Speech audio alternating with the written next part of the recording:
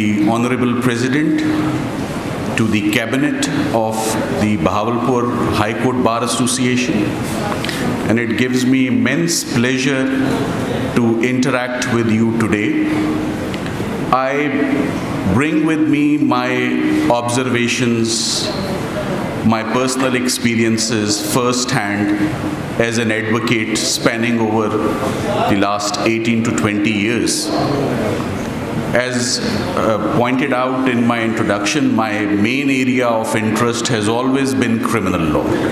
I was focused from day one that I want to be a criminal practitioner, and I did not do anything else but criminal work. This is indeed a step in the right direction by the legal community of the Bahawalpur Bar Association. I see there is a lot of development in the city. I see there is DHA now. I see Imtiaz Superstore now. I see modern restaurants coming to Bahawalpur now. And before coming to Bahawalpur today, वो कहते हैं कि before you start a match, one must inspect the surroundings, one must inspect the ground, the conditions of the stadium or of the arena where you are going to play. So I was thoroughly impressed that quite recently the Bar Association also organized an event here, जहां anger management के ऊपर और human behaviour के ऊपर and attitudes के ऊपर एक seminar का इनकाद किया गया, probably at this very forum. So और जब हम फौजदारी को देखते हैं और मैं वायलेंट क्राइम को जब देखता हूँ तो of course law abiding citizens तो वही होते हैं, the ones who control their actions. और अगर आप किसी क्रिमिनल से कभी पूछें जो जेल में बंद है, सजाए मौत की बैरक में है या उम्र कैद काट रहा है, तो if you ask him what happened, तो अगर वो आपको जो जिस्ट देगा कि वो जेल में पहुंचा कैसे, तो वो एक ही जुमला होगा. एक पढ़ा लिखा इंसान यही समझेगा कि for a moment he was not master of his mind. So momentary loss होता है. और अब जब मैं YouTube पर और मोबाइल फ़ोन पर every now and then, every second day मैं कोई ना कोई मर्डर होता देखता हूँ जो कि कैप्चर हुआ हुआ और पिक्चराइज कहीं ना कहीं किसी कैमरे ने किया हुआ है, तो मैं वही देखता हूँ कि split second on the spur of the moment there is loss of control over your actions. और फिर व्हाट फॉलोज, आपसे बेहतर कोई नहीं जानता what follows. The consequences, the ramifications are very very severe. आज का जो लेक्चर है उसको मैं दो हिस्सों पर तकसीम करूंगा, मगर आज के सेमिनार के मुतालिक मैं ये ज़रूर कहना चाहूँगा, क्योंकि बहुत सारे लोग जिनका आज मेरे से तारुफ हुआ है are very senior lawyers and very seasoned lawyers, और हम घबराते हैं उन वकला से जिनकी वर्दियाँ शाइन करती हैं या एल्बोज़ ख़ास तौर पे शाइन करती हैं.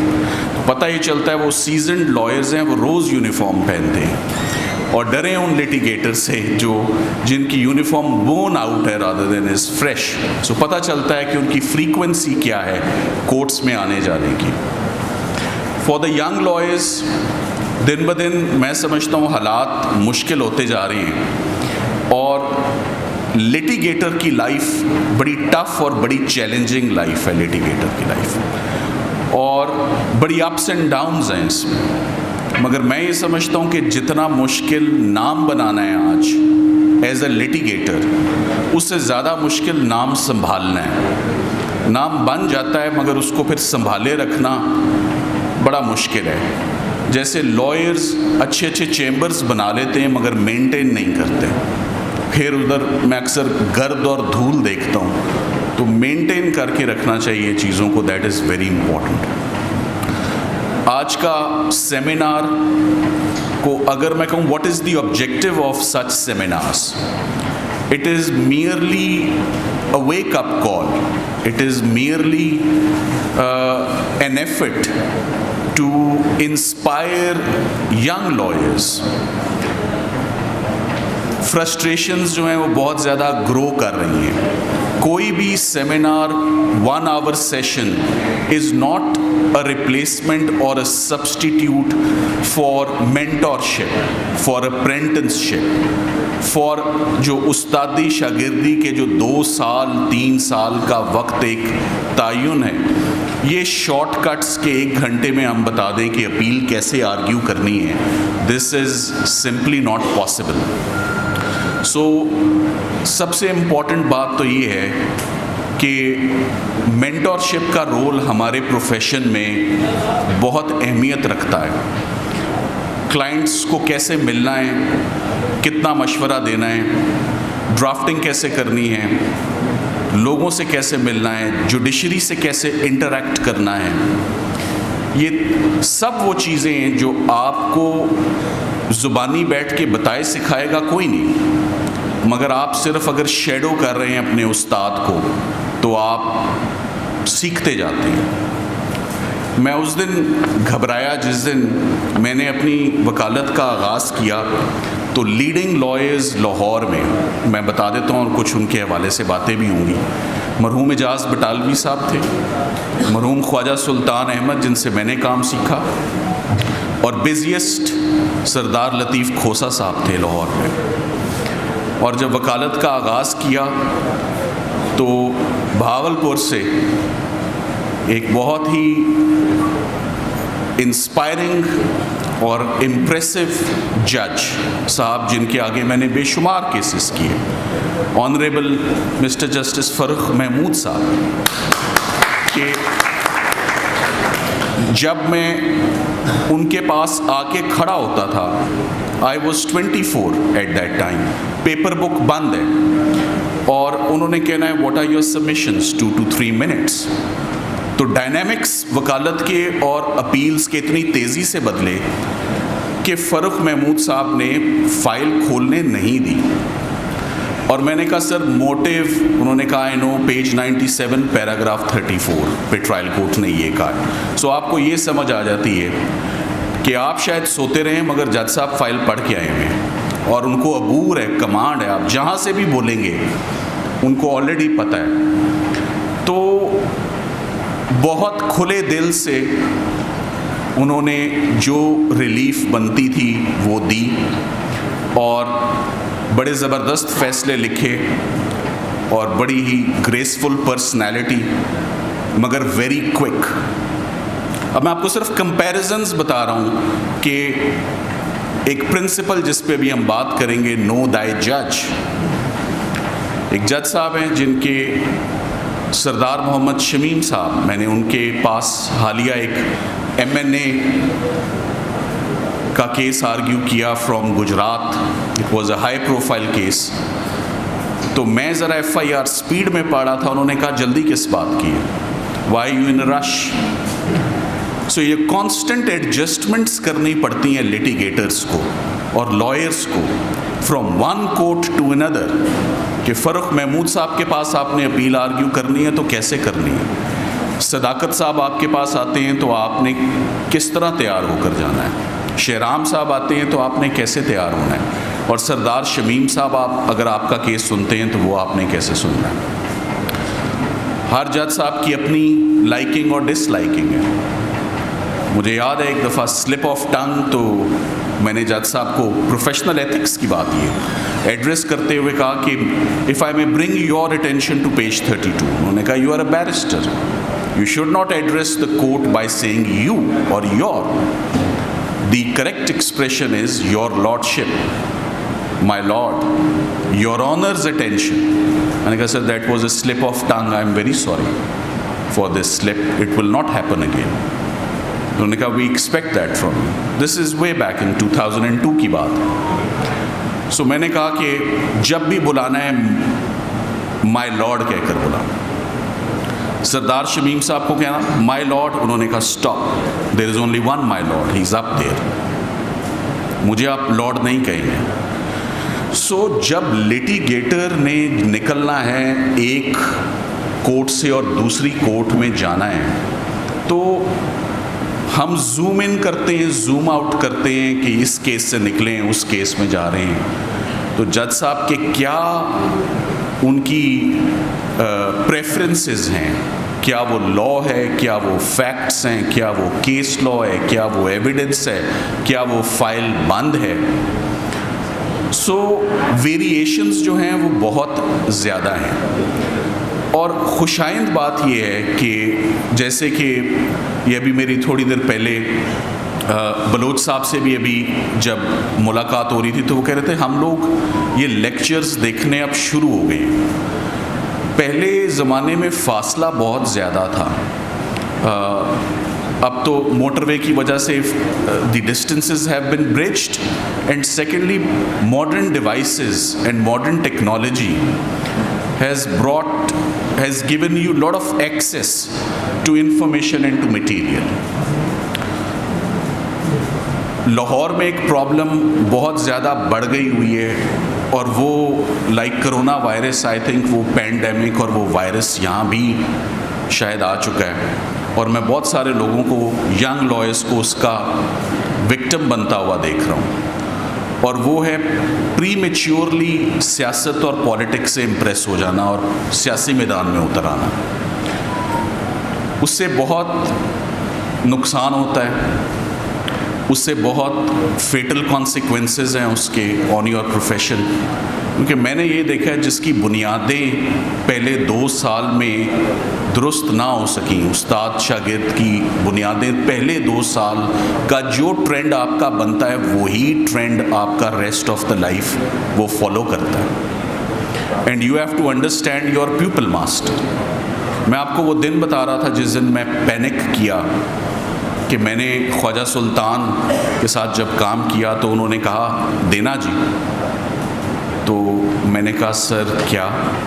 तो उन्होंने कहा ये तो कोई असिस्टेंस ना हुई कि आपको पता ही नहीं मुझे क्या चाहिए, you should know what I want. और मैं जब अपने सीनियर को देखता था कि जब वो उनको असिस्ट करते थे और कोई मर्डर रेफरेंस कर रहे हैं, तो माय सीनियर वुड अंडरस्टैंड कि इनको रिपोर्ट मर्ग चाहिए, ये नक्शा मौका चाहिए, फ़र्द मकबूजगी चाहिए, स्लिप सज़ा चाहिए, ट्रायल कोर्ट की जजमेंट चाहिए, या 161 का बयान चाहिए। So you have to be on the same wavelength as your pupil master, as your mentor.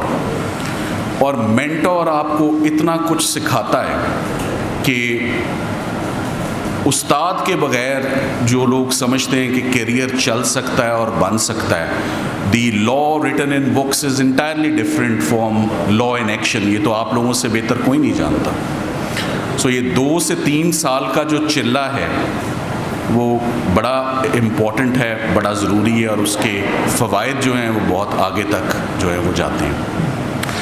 आज की जो डिस्कशन है, मेरे पास मेरा तारुफ बहुत सीनियर एडवोकेट से हुआ, जिसमें बड़े सीजन्ड प्रोसिक्यूशन डिपार्टमेंट के भी लोग बैठे हुए हैं, और माशाल्लाह एडवोकेट सुप्रीम कोर्ट भी बैठे हुए हैं। मैं ये समझता हूँ कि जो रिफ्रेशर कोर्सेज हैं कैपेसिटी बिल्डिंग के, दे आर एसेंशियल। ये कैपेसिटी बिल्डिंग के प्रोग्राम्स प्रोसिक्यूटर्स को भी करने चाहिए, ये एडवोकेट्स को भी करने चाहिए, ये लॉ इन्फोर्सिंग एजेंसीज को भी करने चाहिए, and the entire world, great Britain, USA, Canada, wherever you go, वो कहते हैं कि जजेस भी रिफ्रेशर कोर्सेज करेंगे। जजेस would also understand what modern technology is, what scientific evidence is, what forensic laboratories are doing, money laundering क्या है, ये कॉन्सेप्ट्स क्या हैं। तो रिफ्रेशर कोर्सेज करना, ये सब के लिए मैं समझता हूँ, including the judiciary, it is absolutely essential for the betterment. आप ये देखें, मुझे अभी मैं मलिक साहब के साथ बैठा हुआ था तो बड़ी खुशी हुई कि जो उनका एक बहुत इंटरेस्ट का area, is contributing to the shelves, he is writing.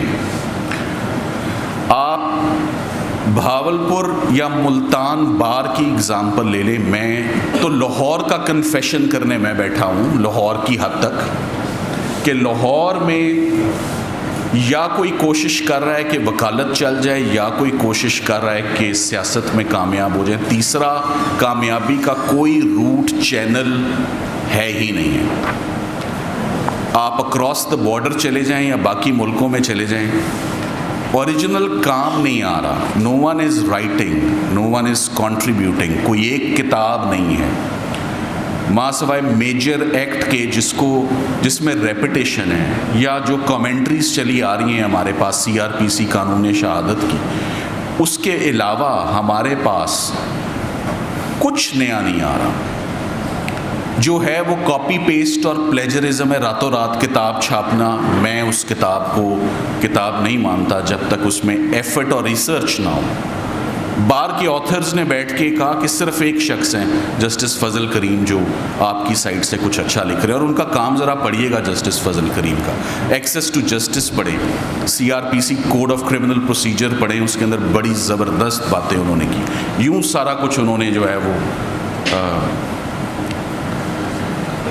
जैसे समराइज़ किया है with great command, that is commendable. So अभी तक की जो डिस्कशन है, मैं 2-3 बातों पे for the young lawyers specially, have a pupil master, have a mentor, have a relationship with him, learning experience, abstain from entering politics. हर चीज़ का एक वक्त होता है और वो आई होप कि यहाँ पर भी वो अप्लाई करता है। ये इन्फेक्शन हर जगह ही फैला हुआ है, क्योंकि 2-3 साल के बाद बुनियादों को ठीक करना बड़ा मुश्किल हो जाता है।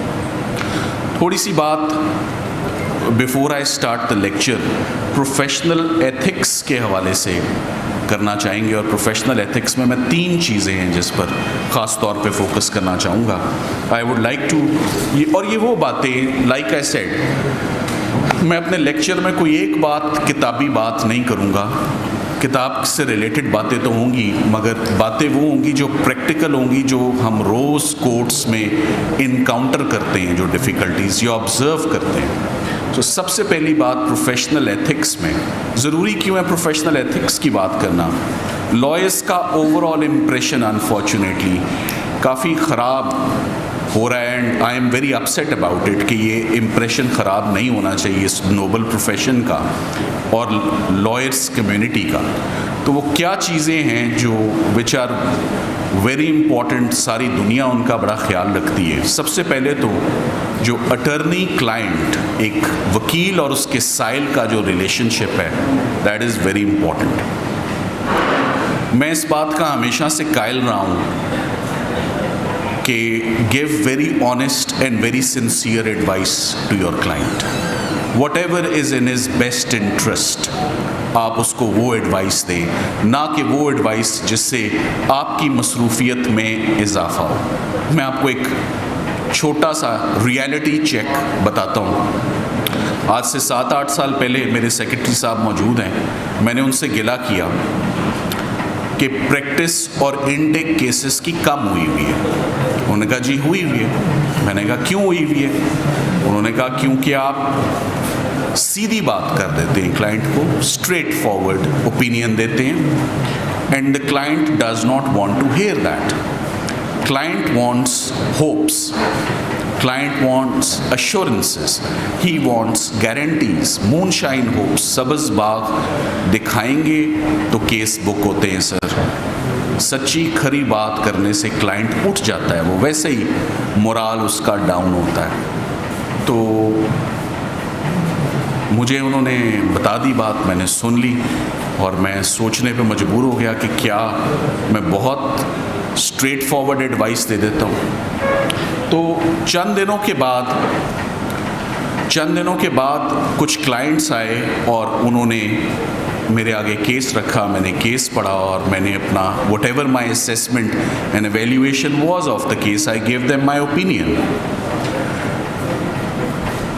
और ओपिनियन जो था वो इतना प्लेजेंट नहीं था, was not music to their ears, was an unpleasant opinion.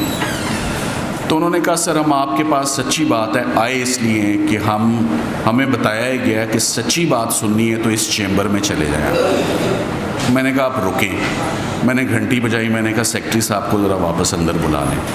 मैंने कहा जो कहा है उसको दोबारा रिपीट कर दें। उन्होंने कहा हम इसलिए आए हैं कि आप स्ट्रेट फॉरवर्ड सिंसियर एडवाइस देते हैं, हम सिंसियर एडवाइस पर चलना चाहते हैं। तो मैं आपको बड़े कॉन्फिडेंस से ये बात शेयर करना चाहता हूँ। मैं कम केसेस एक्सेप्ट करता हूँ, ज़्यादा केसेस रिजेक्ट करता हूँ कि केस मैं नहीं करूँगा। और जो केसेस मैं लेता हूँ, मैं ना झूठ बोलता हूँ एडवाइस देते हुए, ना मैं कोई मूनशाइन होप्स देता हूँ, ना गारंटीज़ देता हूँ, ना एश्योरेंस देता हूँ। फिर भी मेरा क्लाइंट मेरे पास बैठता है और एक मार्केट इस प्रैक्टिस की भी है। तो अगर आप अपने क्लाइंट को with honesty and with integrity एक रेपुटेशन बिल्ड करेंगे तो वो रेपुटेशन बड़ी दूर तक जाएगी। मुझे अक्सर जज साहिबान कहते हैं कि आप जो बार रूम्स में बैठ के, हमें पता है क्या करते हैं, आप बार रूम्स में बैठ के सिर्फ हमें क्रिटिसाइज़ करते हैं। हम भी अपने चैम्बर्स में बैठ के आप ही को डिस्कस करते हैं, हमारे पास भी और कोई काम नहीं, which is correct, which is true. और अगर आप जेलों में चले जाएं तो जेलों में भी एक ही बात हो रही होगी आजकल, सितंबर चढ़ गया, वकील कर लो, काम शुरू हो गया, छुट्टियां ख़त्म हो गई हैं, किसको वकील करना है, सुप्रीम कोर्ट भी आ जाएगा, सो हॉलीडेज़ ख़त्म हो गई हैं। तो जेलों में भी यही डिस्कशन है, सुबह से लेकर रात तक एक ही डिस्कशन है। वकील पेशी पर नहीं पहुंचा, तैयार नहीं था, इधर था, मेरी तारीफ नहीं लग रही। सो लॉयर के अलावा और कोई डिस्कशन नहीं है। So your reputation would reach before you reach anywhere. That is very important. आप लोग, दिक्कत कहाँ आती है? अक्सर मैंने ये देखा है जुडिशरी को भी हमारे साथ गिला हो जाता है, और वो बाज़-औक़ात गिला दुरुस्त होता है। वो गिला तब होता है जब वो कहते हैं कि जी वकला बदतमीज़ी करते हैं कोर्ट में, या वो कंटेम्प्ट प्रोसीडिंग्स तक हमें जाने की नौबत आ जाती है। वो आप भी समझते हैं, वो मैं भी समझता हूँ, वैसा क्यों होता है? मैं ऐसा समझता हूँ ऐसी 2-3 वजूहात, 2-3 सूरतों में हो सकता है। A lawyer must abstain and refrain from arguing his own case. एक डॉक्टर अपनी सर्जरी खुद नहीं करता, आप हमेशा अपना केस किसी दूसरे के हवाले करते हैं। सेकेंडली, ये जो जब हम गारंटीज़ और एश्योरेंसेस में हम डल जाते हैं तो प्रेशर्स बड़े माउंट अप हो जाते हैं लॉयर्स के ऊपर। और मैंने ये देखा है कि डिसेंट से डिसेंट क्लाइंट भी बाज नहीं आता, वो वकील साहब के पास बैठ के पूछता है कि गारंटी कितनी दोगे, या परसेंटेज क्या है ऑफ दी सक्सेस। हमारा काम नहीं है परसेंटेज बताना, हमारा काम नहीं है गारंटी देना या इम्प्रेशंस देना कि ये 100% रिजल्ट है। हमारा इम्प्रेशन एक ही देना बनता है, that I will do my very best in your case, I will go well prepared, I will do justice, और बाकी आप और आपके मुकद्दर। तो दिक्कतें तब पैदा होती हैं, हालात तब ख़राब होते हैं जब हम वकला जब अपने साइल को एक गलत इम्प्रेशन जब वो देंगे तो उससे काफ़ी जो है वो नुकसान होता है। कॉन्फ्लिक्ट ऑफ इंटरेस्ट को चेक करना किसी भी एडवोकेट के लिए, that is very important. Attorney client relationship, your first meeting, your first interaction with your client is very important. और मैं ये भी कहता हूँ कि जितने भी केसेस आते हैं पाकिस्तान में, हमें एक दिक्कत होती है कि लोग आके फ्री कंसल्टेशन आपसे करके जाते हैं और फ्री फाइल्स आपके पास रख के जाते हैं और आपको कहते हैं पढ़ें, और आपका आधा घंटा 1 घंटा इंगेज हो जाता है और वो अपनी महज विंडो शॉपिंग कर रहे होते हैं उस वक्त, और आपका ओपिनियन चाह रहे होते हैं। बाहर एक बड़ा ज़बरदस्त तरीका उन्होंने इंट्रोड्यूस करवाया हुआ है और उसमें कोई कबाहत नहीं है उस सिस्टम में। वो कहते हैं आपने फ़ाइल पढ़वानी है, आप आएँ, आप 25,000 फ़ी है, 15,000 फ़ी है, 10,000 फ़ी है आपको ओपिनियन देने की। अगर आप मुझे वकील नहीं करेंगे तो दैट इज़ नॉन रिफंडेबल, अगर आप मुझे लॉयर कर लेंगे तो that would be adjusted in the final fee. So ये पैसे उसमें एडजस्ट हो जाएंगे। तो ये जो लोग एक फ़ाइल एक दफ्तर से उठाते हैं दूसरे, और फिर ऐसे इल्ज़ाम भी लगाते हैं जी आपने तो हमारा केस पढ़ा हुआ है, आप कैसे पेश हो सकते हैं। ये सारे काम हुए हैं लाहौर में कि जितने अच्छे वकील हैं उनको स्ट्रेटिजिकली, आजकल बड़े केसेस स्ट्रेटिजिकली भी चले जाते हैं कि जी टॉप के 4 लॉयर्स पढ़े हुए, ये 3-4 वकील हैं, 3-4 पटिशनर्स हैं, कोई ललकारा है, कोई 109 है, कोई 148 है, कोई हल्का रोल है, कोई 324 है, एक बेल दे दें, तीनों को एंगेज, चारों को कर लें ताकि हमारे अगेंस्ट ना पेश हो सके। ये सब कुछ होता है, लाहौर में होता है, आई एम श्योर यहाँ भी होता होगा। तो प्रोफेशनल एथिक्स में सबसे पहले जिस चीज़ की इम्पोर्टेंस है वो अटर्नी और क्लाइंट की। Secondly, drafting your petitions are very important when it comes to professional ethics. Do not conceal, do not suppress information which must go to the bench. Always attach all documentaries, supporting documents which enhances your relief, enhances your case. Do not withhold those documents. और मदद करें जजेस की in understanding. मैं आपको यकीन से ये बात बता सकता हूँ कि वास्ट मेजॉरिटी ऑफ जजेस they read their briefs the night before and they make up their minds the night before, and the following day is merely a formality कि अपनी एडवोकेसी का जो करिश्मा दिखाना है वो दिखा दो, कि क्या कार्ड्स निकालने हैं। मगर एक चीज़ बड़ी, मैं कल लाहौर से आते हुए ये बात सोच रहा था कि मैं आपसे शेयर करूँगा। हम मैजिस्ट्रेट में एक पिटिशन डालते हैं, हम उसमें कुछ नहीं लिखते, स्टेनो लिखे। हम सेशन में एक पिटिशन डालते हैं, हम उसमें कुछ नहीं लिखते, मौके पर बताएंगे। हम हाई कोर्ट में पिटिशन डालते हैं, हम हाई कोर्ट में पिटिशन डालते हैं, हम उसमें कोई ग्राउंड नहीं लेते, हम उसमें कुछ नहीं लिखते। और on the spot 70 to 80% of the petitions are argued on the spot. We don't facilitate the judge to make up his mind the night before. और जितने भी मेरे दोस्त बैठे हुए सब एग्री करेंगे, किसी भी मुकदमे में करने वाली बातें 3 से 4 से 5 होती हैं, इतने ही सेलिएंट पॉइंट्स होते हैं, इससे आगे नहीं होते। और मैं हमेशा कहता हूँ कि एक ग्लांस में, एक नज़र में जज साहब पे छान लेते हैं कि जो ग्राउंड्स लिखी हुई हैं ABCD, put your case in ABCD, maximum impact अपना पहली 4 ग्राउंड्स में फेंके। ऊपर जज साहब का जो सीक्रेट रेसिपी है येस नो रिलीफ की, उन्होंने लिखी होगी रात को, मैंने रिलीफ देनी है या नहीं देनी। तो मैं करने क्या लगा हूँ बात कि ना ड्राफ्टिंग मैजिस्ट्रेट साहब के पास करनी है, ना सेशन में करनी है, ना हाई कोर्ट में करनी है। हमारे पास सीनियर लॉयर्स मौजूद हैं। हम सुप्रीम कोर्ट जब जाते हैं, या तो हम सुप्रीम कोर्ट जाने की तैयारी नहीं कर रहे कि हमने कभी सुप्रीम कोर्ट जाना है, we are not hopeful and optimistic about our future. और अगर जाना चाहते हैं तो मैं आपको ये बताना चाहता हूँ, लोग कहते हैं जजेस 9:30 आते हैं और 9:45 चले जाते हैं, विच इज़ ट्रू। 9:30 आते हैं, 9:45 चले जाते हैं, मगर आते साथ ही उन्होंने कहना है पैराग्राफ 34 ट्रायल कोर्ट जजमेंट पे आ जाए। What is the problem with that? और हर वकील साहब सुप्रीम कोर्ट के ड्राफ्ट में परफॉर्मा भी बनाएंगे और अपनी ग्राउंड्स भी लिखेंगे कि लीव टू अपील क्यों चाहिए, और कन्विंस भी करेंगे, लॉ पॉइंट्स भी देंगे, ग्राउंड्स भी देंगे। तो फिर जिस वकील ने 20-25 साल ये काम ही छोड़े रखा ड्राफ्टिंग का, ना सेशन में की, ना मैजिस्ट्रेट में की, ना हाई कोर्ट में की, और सुप्रीम कोर्ट में जाके ऑल ऑफ अ सडन आपको ड्राफ्टिंग करनी पड़ जाए और केस एक रात पहले लिखाई में समझाना पड़ जाए तो बड़ी दिक्कत होगी फिर। तो वो तो एक रात पहले पड़ा होता है केस, आप मौजूदा जिस मर्जी जज, अभी आप वॉक करके सुप्रीम कोर्ट में आ रहे होते हैं तो वो पहले कह देते हैं कि क्या मसला है इस जजमेंट में, हमने देख ली है सारी।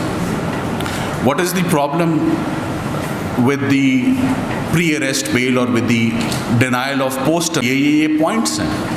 तो सुप्रीम कोर्ट में आप तब जाते, पहले मैं समझता था सुप्रीम कोर्ट ने एक बार लगाई हुई है कि बहुत कम वकील आ पाएंगे सुप्रीम कोर्ट में। सुप्रीम कोर्ट ने ये बार इसलिए लगाई हुई है कि सिर्फ वो आ सकेगा जो पढ़ने लिखने में पर बिलीव करेगा, जो हमारा भी काम आसान करेगा, अपना भी और अपने क्लाइंट का भी। सो सुप्रीम कोर्ट की आप प्लीज़ ड्राफ्टिंग देखें, वो कभी कैजुअल नहीं होगी, वो कभी हाफ हार्टेड अटेम्प्ट नहीं होगी।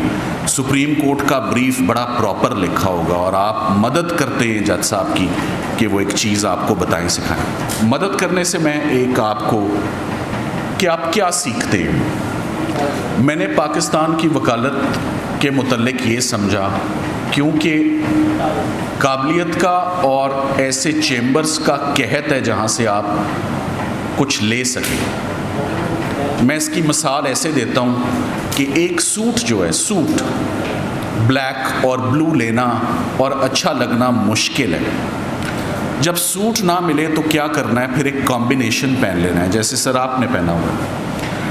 Tie is different, trouser different, shoes are different, coat is different, रुमाल लगा हुआ है। Overall you look good, overall you carry it, you are carrying variety of shades, variety of colours. कहना क्या चाहता हूँ, एजाज बटालवी साहब की कोई बात अच्छी लगती है, ले लें। ख्वाजा हारिस साहब की बात कोई अच्छी लगती है, ले लें। अमीर अजम साहब की कोई बात पसंद आती है, वो ले लें। सो जिससे जो मिलता है as an observer when you sit in the court, try to adopt for the young lawyers specially. If one individual, one person does not inspire you, impresses you, तो फिर पूरी बार आपके पास ओपन है। किसी की एडवोकेसी पसंद आएगी, किसी की जिरा पसंद आएगी, किसी की कोर्ट प्रेजेंटेशन पसंद आएगी, किसी के आदाब पसंद आएंगे। सो जिसका जो मिलता है वो लेकर तो wear a combination and try to look good and try to carry the show. ये उन लेस प्रिविलेज्ड लोगों के लिए भी है जिनका जो कामयाबी से किसी चैम्बर्स में अपनी जगह नहीं बना सके, तो बड़ा फ़ायदा होता है when you go and when you sit in the court and you observe.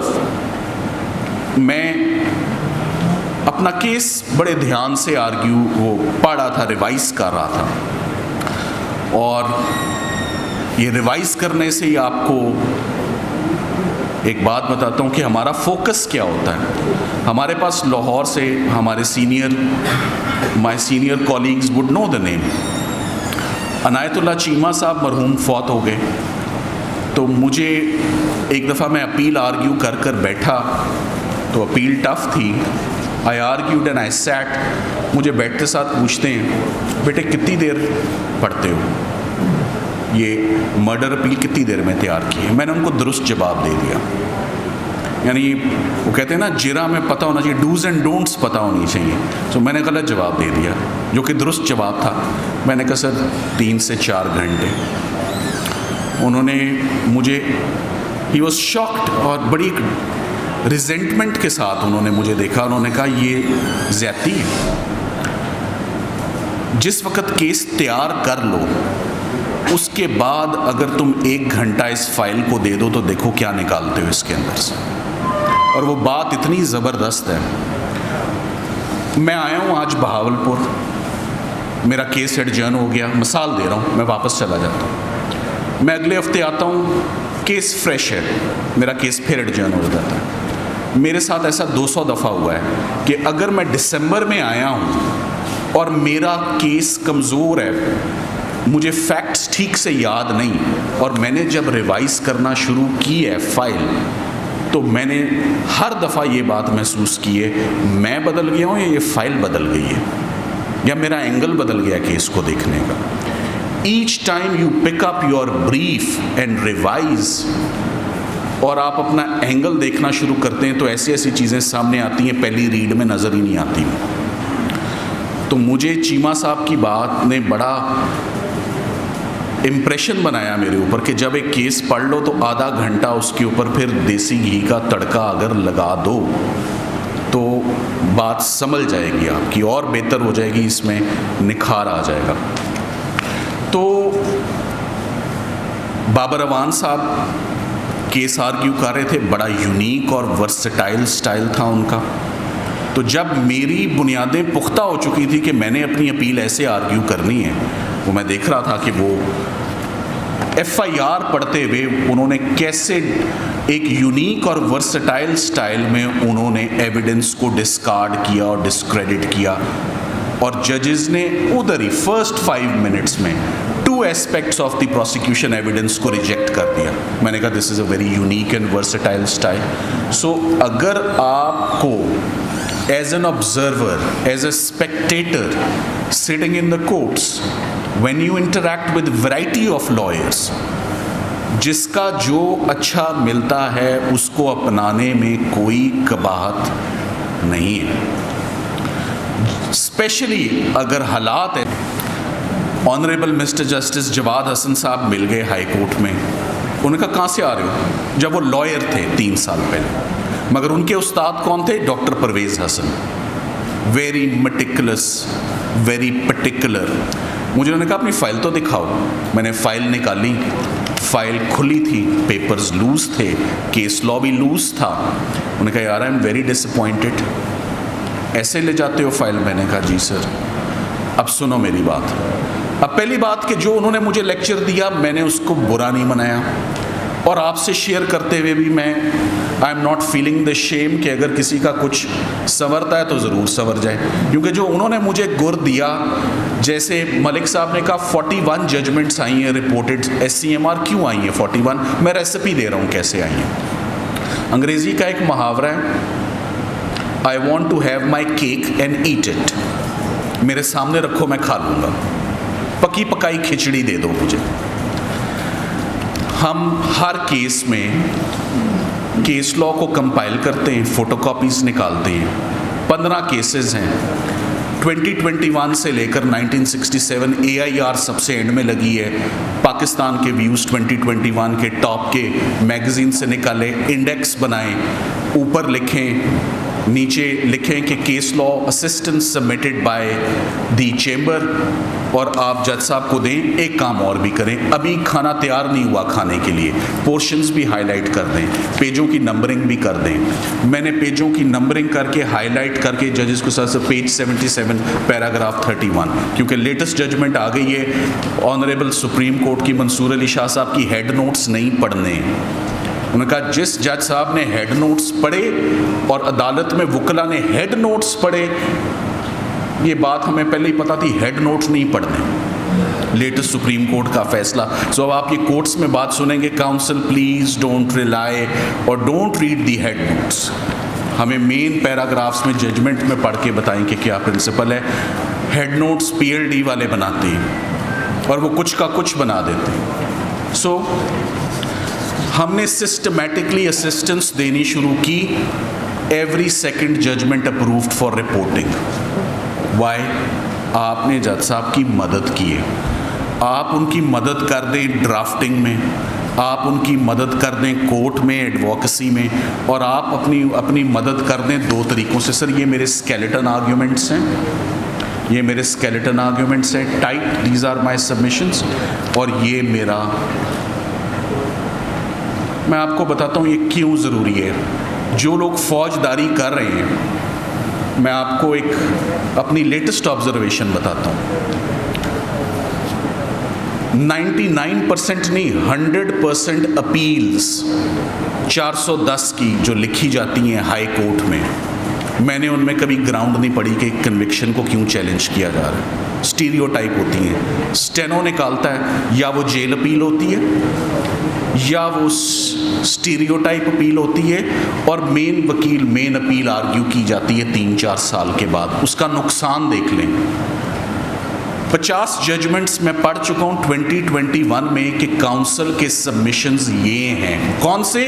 जो उस अपील में लिखे हुए थे 10, वही रिप्रोड्यूस किए हुए कि आपके आर्ग्यूमेंट्स ये हैं। मेरी बहस वो नहीं थी सर, मेरी बहस तो वो थी जो मैंने आपकी कोर्ट में की है, वो अपील नहीं जो 4 साल पहले किसी वकील साहब ने लिखी थी और जो ग्राउंडेड थी। आप फैसले निकाल के पढ़ लें 2020 के, उसमें आपकी बहस वो बहस है जो आपने अपील में ग्राउंडेड लिखी। ड्राफ्टिंग की इम्पोर्टेंस ख़त्म हो गई है। क्यों ख़त्म हो गई है? ड्राफ्ट लिखा ही नहीं जा रहा और इसके बड़े फेटल कॉन्सिक्वेंसेस हैं ड्राफ्ट ना लिखने के। या हम सुप्रीम कोर्ट जाने की तैयारी नहीं कर रहे, या हम जजेस की मदद नहीं करना चाह रहे, या हम ऑन रिकॉर्ड चीज़ें नहीं लाने दे रहे कि मैं वही अदालत में बोला जो मैंने लिख कर भी दिया। तो चीज़ों को ब्लैक एंड वाइट में लाना is the duty of the advocate, and drafting is an art. मेरे हिसाब से तो 3-4 स्किल्स हैं। Client conference, client meeting is a skill, preparing a case, developing a case, making a case, submitting a case is an art, and then going to the court and presenting the case is an art. और ये सारे arts कैसे आते हैं? ये art घर बैठे बैठे तो नहीं आएंगे, ना किसी 1 घंटे के सेमिनार से आएंगे। ये जब तक आप चिल्ला नहीं काटेंगे 2-3-4 साल का, God help those who help themselves, आपने ट्रेनिंग के बगैर मैदान में उतरेंगे तो वो बड़ा फेटल होगा। रिमेंबर, जब हम बाहर बैरिस्टर बनने जाते हैं, पता है क्या सिखाया जाता है उसमें हमें? जब हम बैरिस्टर बनने जाते हैं तो हमें सिर्फ बोलना सिखाया जाता है और तो कुछ नहीं। यहाँ की लॉ डिग्री में तो सिर्फ कानून पढ़ाया जाता है, बोलना तो नहीं सिखाया जाता। एडवोकेसी या मूट कोर्ट या डिबेटिंग सोसाइटी का मेंबर बनना, 2-3 तकरीरी मुकाबलों में पार्टिसिपेट करना does not prepare you for the battle ground.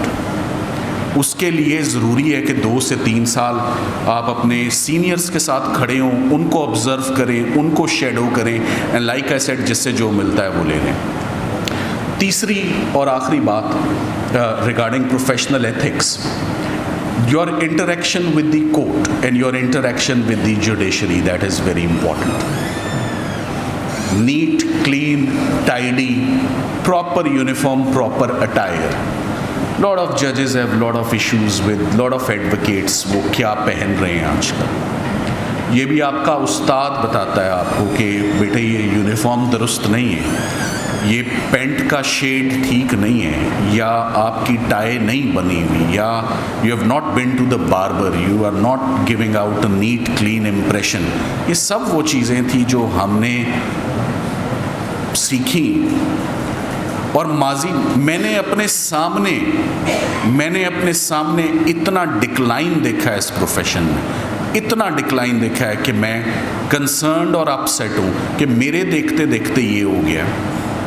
तो सुनता पहले क्या था अपने उस्तादों से कि पंचुएशन, कॉमा, फुल स्टॉप ठीक नहीं लगा हुआ, जजेस ने फाइल वापस कर देनी कि कल दोबारा रीफाइल, फ्रेश पिटिशन फाइल करें, आपकी पंचुएशन ठीक नहीं।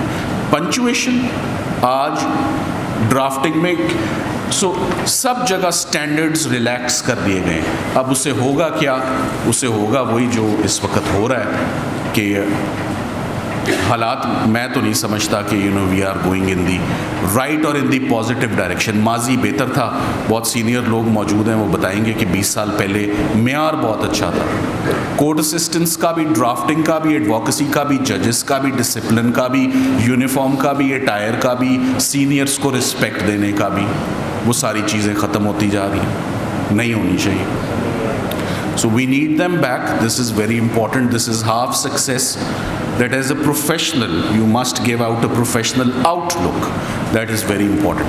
मैं आज के लेक्चर में ये भी ज़रूर चाहूँगा, with the respectful permission of my seniors, कि कोई ऐसा स्टेज आए जिसमें we may also have an interactive session, कि अगर आपने कोई सवाल पूछना है तो हम ज़रूर, मैं उसका जवाब जो है देना चाहूँगा। मैं चाहता हूँ, मेरा लैपटॉप दे दें प्लीज़। मैं चाहता ये हूँ कि मैं टाइम को मद्देनज़र रखते हुए, आपका कीमती टाइम और keeping the attention intact of the learned audience, thank you, आपकी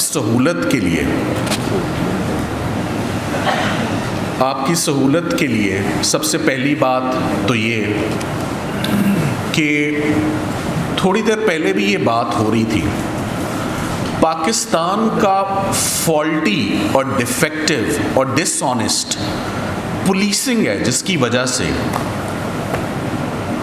every accused charged with a crime has a conviction that I will get away with it. Pakistan का वकील कभी अपने साइल को ये मशवरा देगा, यार तुम गिल्टी प्ली कर लो, तुम्हारे हक में बेहतर है। उस वकील को वकला बरादरी भी अबेंडन कर देगी कि भाई साहब क्या बात कर रहे हैं, गिल्टी प्ली करवाने लगे। और वो क्लाइंट भी कहेगा कि आपको लगता है मेरे से दुश्मनी है कोई कि आप मुझे गिल्टी प्ली कराने लगे। ऐसे ऐसे cases where accused have been apprehended, caught red-handed on the spot with overwhelming connecting evidence, वो भी कहते हैं नॉट गिल्टी करेंगे, गिल्टी तो करना ही नहीं है। सो इसी तरह हर शख्स लिटिगेशन में कहीं रुकता ही नहीं है, क्योंकि उसको बहुत उम्मीद है कि मैं क्रिमिनल जस्टिस सिस्टम को कहीं ना कहीं डिफीट, कहीं ना कहीं डॉज ज़रूर कर दूंगा और मैं निकल जाऊंगा, मेरे चांसेस हैं, मेरी ज़मानत भी हो सकती है, मेरी अपील भी मंजूर हो सकती है। सो जितने ट्रायल्स चल रहे हैं उतनी ही अपीलें हैं और उतनी ही सुप्रीम कोर्ट में अपीलें हैं और उतने ही रिव्यू। बाहर लाइक अ पिरामिड ये स्ट्रक्चर है अपील का, नैरो होते जाएंगे, फिल्टर होते जाएंगे। पाकिस्तान में ये निज़ाम है बिल्डिंग का, जितने केसेस नीचे उतने ही ऊपर, क्योंकि हर शख्स को पता है कि मेरे चांसेस और प्रॉस्पेक्ट्स बहुत ज़बरदस्त हैं। So maybe you know perhaps this lecture for another day कि पुलिसिंग का निज़ाम इतना डिफेक्टिव है कि हम लोग बास चीज़ों को हम देखते ही नहीं हैं। Every criminal case, Bahawalpur would be no different. Every criminal case is a case of denial. मैंने नहीं किया। फिर मैं बहुत हैरान होता हूँ, हम उसे अंग्रेज़ी में कहते हैं to blow hot and cold in the same breath, गर्म और ठंडी आहें इकट्ठे, कि सजेशंस में मैं सेल्फ डिफेंस भी ले रहा हूँ, प्रोवोकेशन भी ले रहा हूँ, डिनाई भी कर रहा हूँ, 342 में कुछ गोलमोल बात भी कर रहा हूँ, ना इधर की बात कर रहा हूँ ना उधर की बात कर रहा हूँ। सो मुझे समझ नहीं आती कि ये क्या हो रहा है कि अगर तो डिफेंस है तो खुल के सामने आकर लो, और जो 121 कानून शहादत के तकाजे हैं उनको पूरा करो, और अपना ओनस और अपनी लीगल रिस्पॉन्सिबिलिटी जो कि कानून ने आपके लिए रियायत दी हुई on the balance of probabilities है, लेसर स्टैंडर्ड ऑफ प्रूफ पे आप अपना बर्डन डिस्चार्ज करें और आप अपना डिफेंस लें। सो दिक्कत ये है कि हमारे प्रेशर्स इतने ज़्यादा हैं कि जिस मुकदमे में डिफेंस बनता है, लेना बनता है कि ये डिफेंस है, हम वो नहीं लेते। हम कहते हैं डिफेंस नहीं लेना, बनाना केस डिनाइल का है और थोड़ा थोड़ा डिफेंस का है, कुछ कुछ से फिर चांसेस भी कुछ ही रह जाते हैं। फिर वो जो 302C में मिलना है वो फिर बी रह जाएगा आपके लिए, लाइफ रह जाएगी डेथ से कम होके, वो 5, 7, 10 साल अंडरगॉन पे कभी नहीं केस आएगा और फैमिलीज़ रियलाइज़ नहीं करती। सो मैं, आप समझ गए हैं, बहुत इंटेलिजेंट ऑडियंस है कि मैं क्या कहना चाह रहा हूँ। So every other criminal case involving violent crime is inevitably a case of denial, मैंने नहीं किया। हम जब एक केस को देखते हैं तो ये बात बड़ी इम्पॉर्टेंट है। मेरे पास जब भी कोई केस आता है, पहली बात, अगर मैंने काम सीखा है फौजदारी के उस्ताद से तो मैं अपील एक्सेप्ट करूँगा। अगर मैंने सिविल भी किया है और ये भी किया और थोड़ा थोड़ा किया है तो मैं अपने आप को रेट्स और बेल तक महदूद रखूँगा। मैं अपील्स जैसी संगीन ब्रीफ्स में हाथ साफ नहीं करूँगा। बहुत सारे लोगों को ये गलती करते देखा है कि काम नहीं आता या काम नहीं सीखा हुआ तो अपील्स आर्ग्यू करें इन्वॉल्विंग डेथ एंड लाइफ, वो ऐसे ही है जैसे मैं ऑर्थोपीडिक सर्जन हूँ और मैं आंख का ऑपरेशन कर रहा हूँ, ऑप्टोमोलॉजिस्ट मेरी फील्ड नहीं है, जिसका काम उसको साजे।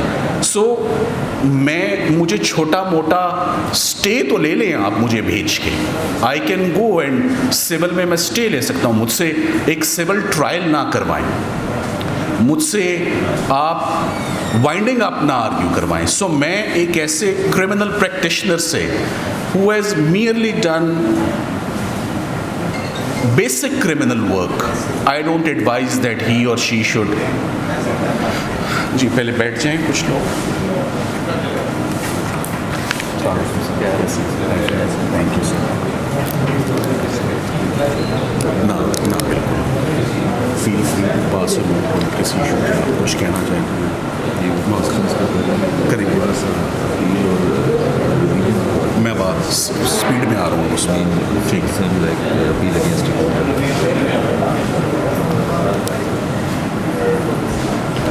I would continue from here. सबसे पहली बात ये कि when I look at a potential case of appeal, मुझे सबसे ज़्यादा मायूसी ये होती है, जैसे मैंने आपको बता दिया कि अपील की ड्राफ्टिंग नहीं हुई होती। क्यों नहीं हुई होती? क्रिमिनल रिवीजन है, ड्राफ्टिंग नहीं हुई होती। अपील अगेंस्ट इक्विटल है, ड्राफ्टिंग नहीं हुई होती। सो मैं 2 डॉक्यूमेंट्स को देखता हूँ, 3 डॉक्यूमेंट्स को। एक आसान रेसिपी दे देता हूँ कि अगर मैंने एक केस को बहुत क्विकली एक केस का फ्लेवर लेना है तो मैं शायद ना FIR पढ़ूँ, मैं ना शायद ट्रायल कोर्ट जजमेंट पढ़ूँ, मैं स्ट्रेट अवे 342 पर चला जाऊँ। What is the prosecution case? What are the incriminating pieces of evidence जो मुल्ज़िम के ख़िलाफ़ हैं, उसका क्या जवाब दिया है, मोटिव पे क्या है, रिकवरीज पर क्या है और उसका अपना स्टांस क्या है, मुझे एक ओवरऑल फ्लेवर मिल जाएगा।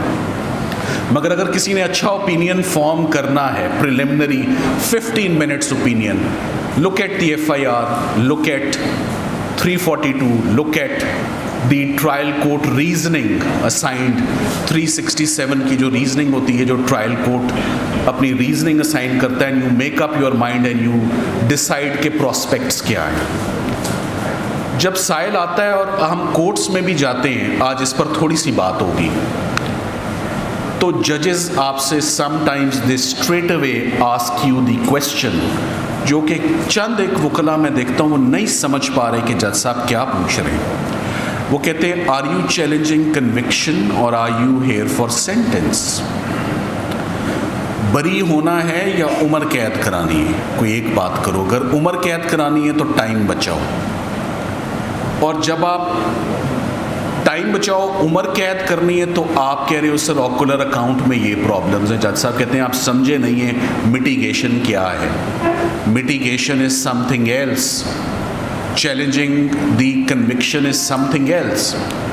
So before accepting any appeal which you are about to argue, you must have clarity in your mind, मेरा रोड मैप क्या है, मैं लेने क्या जा रहा हूँ, मेरा प्रेयर क्या है, मैं डेथ सेंटेंस, मैं एक्विटल लेने जा रहा हूँ, मैं रिडक्शन ऑफ सेंटेंस के लिए जा रहा हूँ, या मैं यहीं पर रहूँगा। और मैंने कुछ कामयाब वकील देखे हैं। अब ये भी एक बात सीखी, ये बात ज़रा सुनने की है कि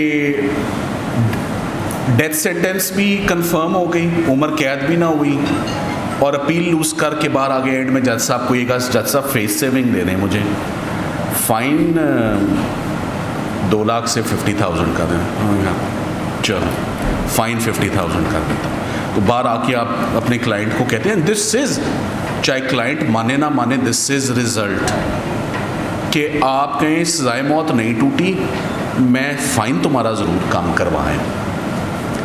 आगे सुप्रीम कोर्ट है, आगे अल्लाह बेहतरी करेगा। सो कुछ ना कुछ ज़रूर कोशिश करें कि मिल जाए, मगर मिलता उन्हीं को है। सबसे पहली बात, you have to be convinced first कि yes I have a good case, ये सज़ा गलत हुई है।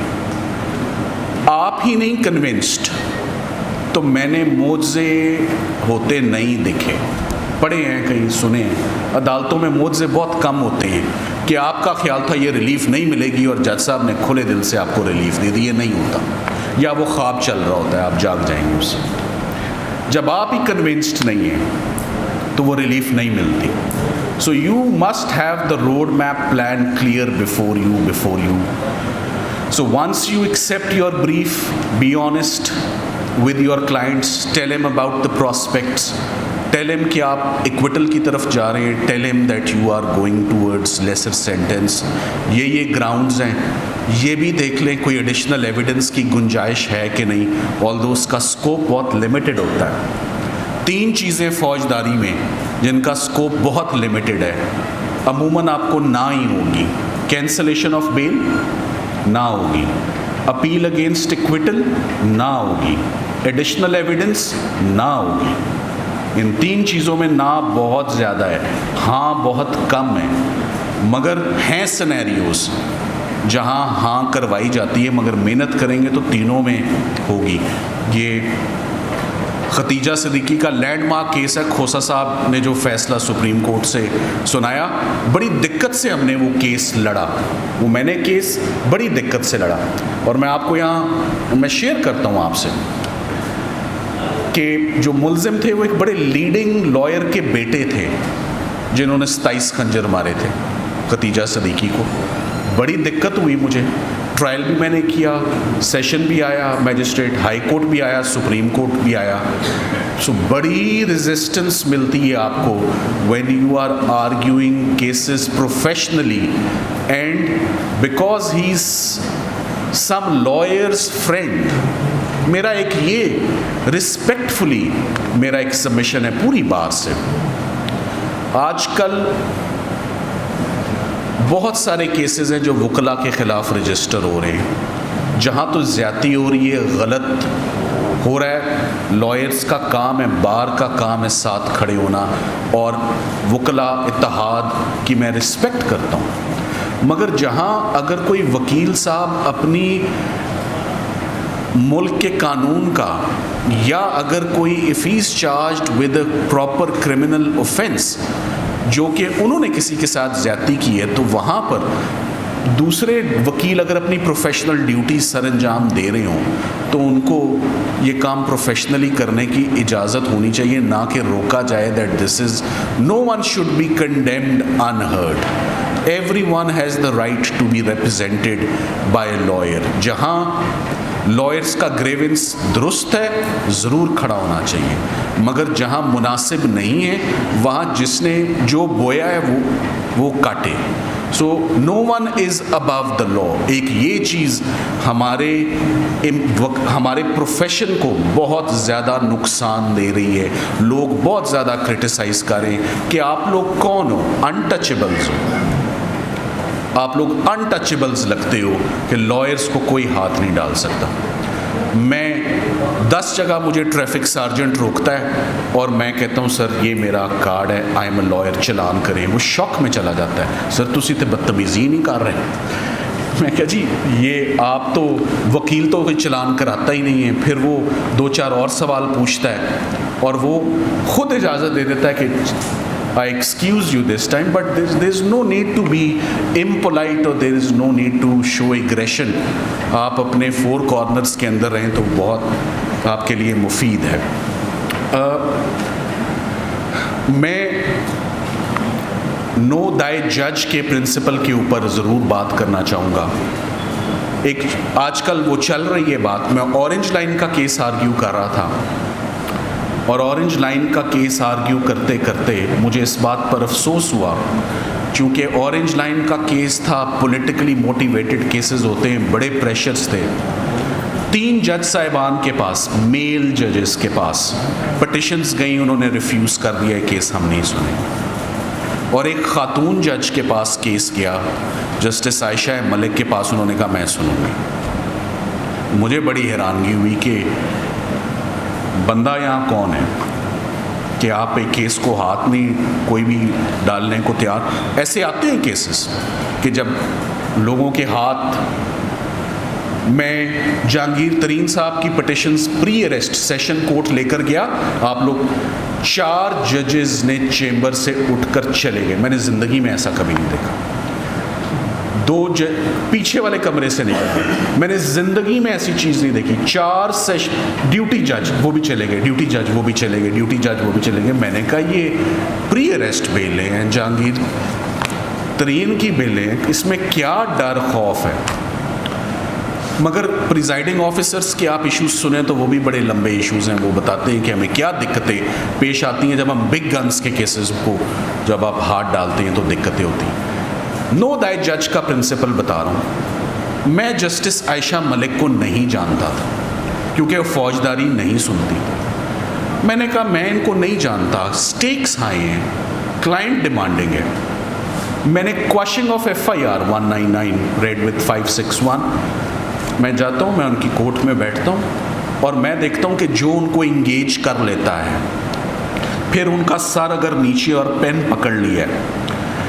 वकील की गलती तब होती है जब जज पेन बंद कर दे। वो बंद नहीं करवाना पेन, या वो यूं करके या वो ऐनक उतार दे, फिर वो अपना पेशेंस लूज कर रहा है and you are losing the connection with the जज। मैंने जस्टिस आयशा मलिक को रीड किया, मैं बाहर आया और मैंने अपने एसोसिएट्स को कहा ये केस जो हमारी 15 से 20 मिनट की तैयारी है, इन्होंने 2-3 घंटे से कम नहीं सुनना।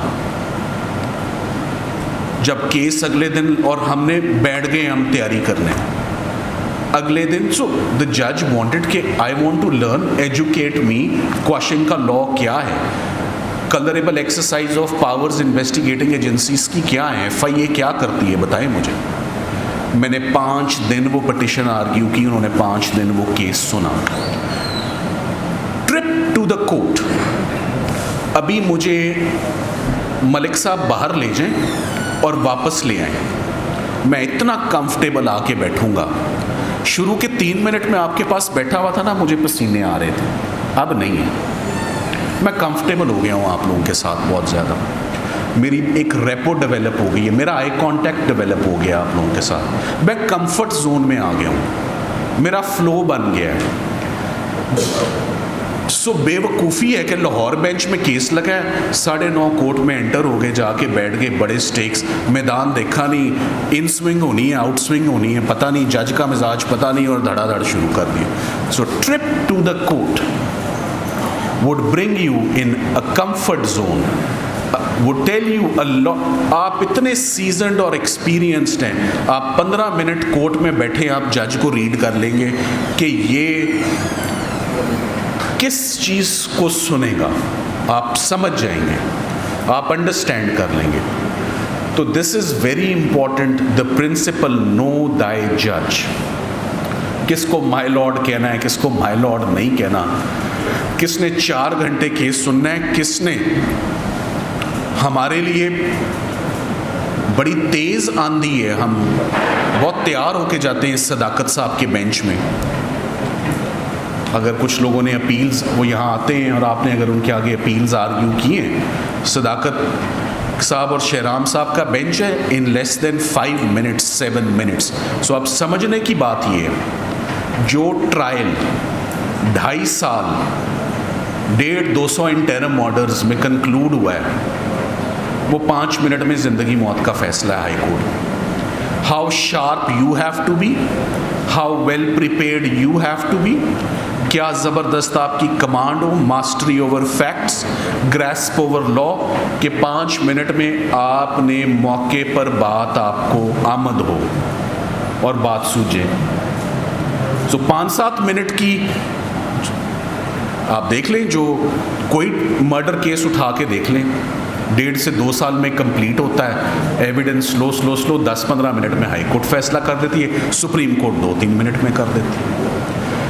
मगर वो हाई कोर्ट एक्सपेक्ट ये करती है कि आपकी इंटेलेक्चुअल ग्रूमिंग वो ऐसी हो चुकी है that you would be able to understand this. मैंने आपको आपको ये पता चल जाता है कि ये केस मैंने केस लॉ ले जाना है नहीं ले जाना, मैंने किन एस्पेक्ट्स पे ज़्यादा तवज्जो देनी है। नो दाई जज principle is very important. Young lawyers must sit in the courts and observe जजेस।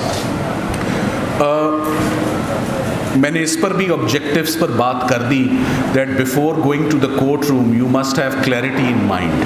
Are you seeking acquittal, are you seeking conviction, are you seeking reduction in sentence, and what material do you have for reduction of sentence।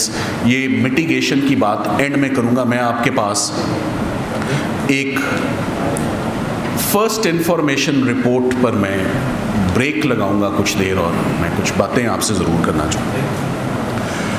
तासुर ये है, case law भी ये है, FIR merely sets the law into motion।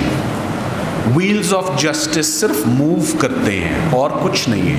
154, मैं समझता हूँ कि पाकिस्तान में 154 की इम्पोर्टेंस बहुत ज़्यादा हो चुकी हुई है, ओवर वैल्यूड है, और इस पर इम्पोर्टेंस बहुत ज़्यादा दी गई है। और ज़िंदगी मौत के फ़ैसले जो हैं वो बेस ही इस डॉक्यूमेंट पर किए जा रहे हैं, और ये डॉक्यूमेंट कितना वो मेरे वालिद साहब आगे आगे थे, मैं 20 कदम पीछे था। Why were you behind your father? बाप के साथ चल रहे हो, कदम से कदम मिला के चलो।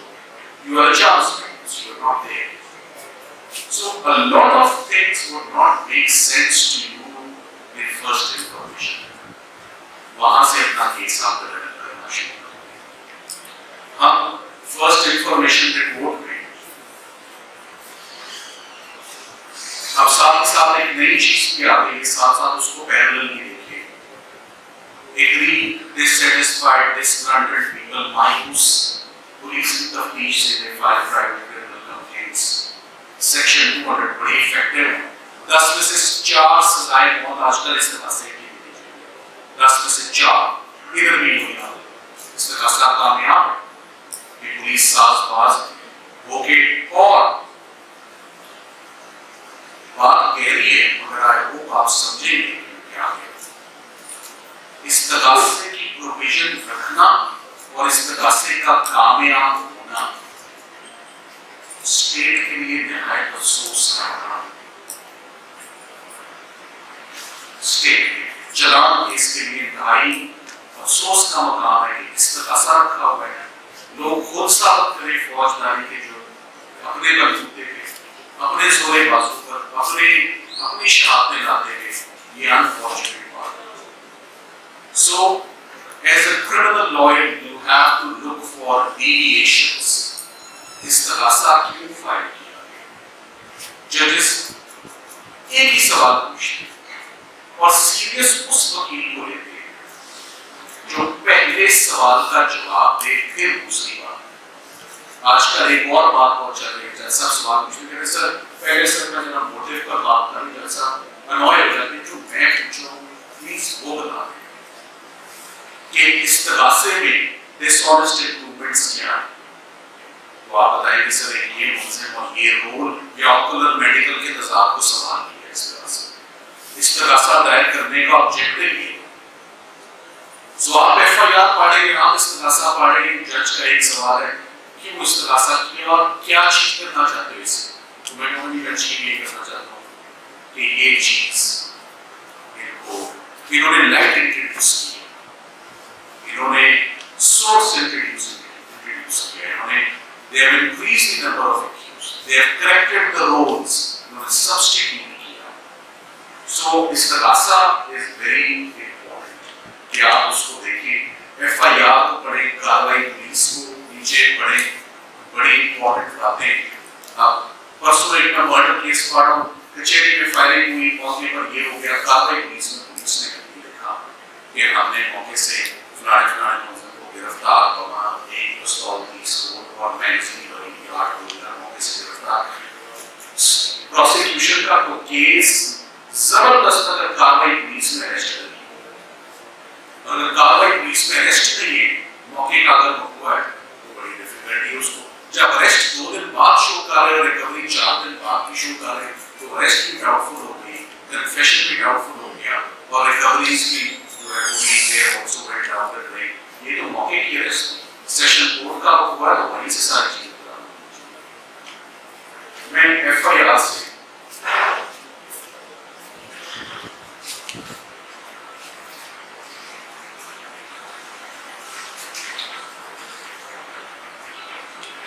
थोड़ी सी अपील्स की ड्राफ्टिंग के ऊपर कुछ पॉइंट्स रह गए कि मैं उनको जरा दोबारा,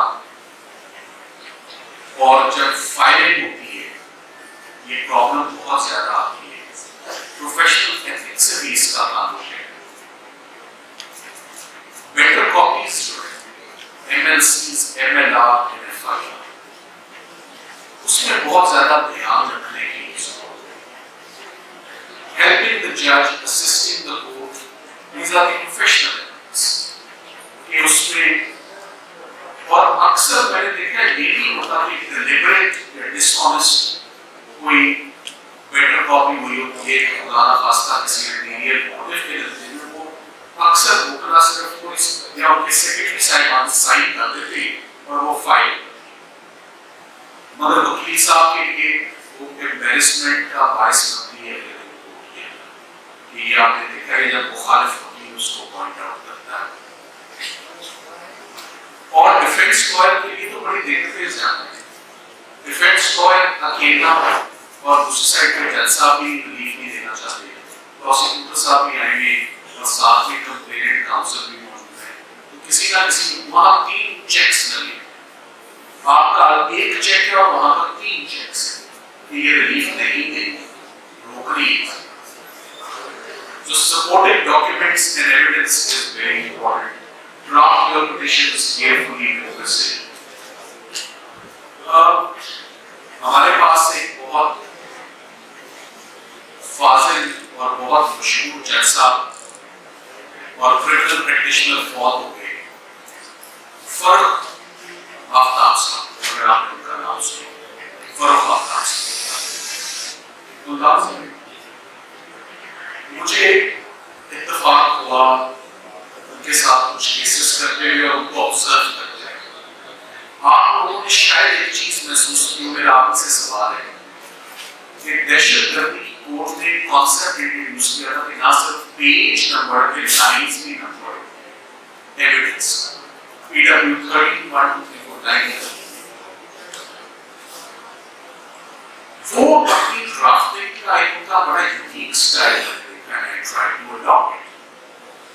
अब एक जज साहब जो मुझे कह रहे हैं मौके से 4 एंट्रीज मिली हैं और पीएफएसएस से मैच नहीं है, काउंसिल निकले इससे बात, there is report of the expert that is against you, निकले तो मैंने सवाल सुना और मैंने कहा yes my lord, I was aware about this concern, page 34 line 12 letter 6, जब ये 3 जुमले फॉर्म होती है, मैं गारंटी रिजल्ट की गारंटी तो नहीं करता, मगर इस चीज की गारंटी करता हूँ कि आपकी इस जुमले से जज साहब ने ऐनक दोबारा पहनी है, पेन उठाना और बुक खोली है और उस पेज और लाइन और गवाह पे जाके आपको एक दफा जरूर आजमाना है और कनेक्ट करके, तो कनेक्शन चलता रहेगा।